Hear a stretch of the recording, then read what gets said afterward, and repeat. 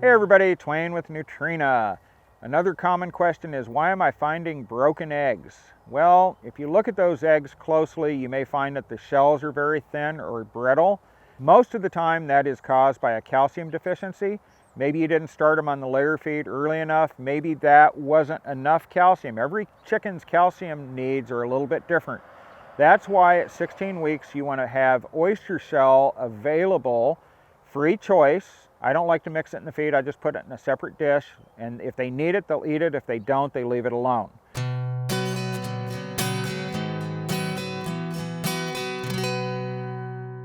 One of the common things that people do is they feed them back the eggshells. All right, if we were in a situation where your supply line was interrupted and you couldn't get oyster shells, sure, that's an option.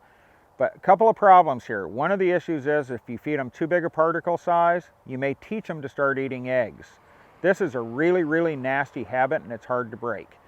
The other thing is if you grind it up too fine, the particle size isn't big enough so the chicken does not absorb the calcium like it's supposed to. So it basically runs through the chicken and it doesn't do any good.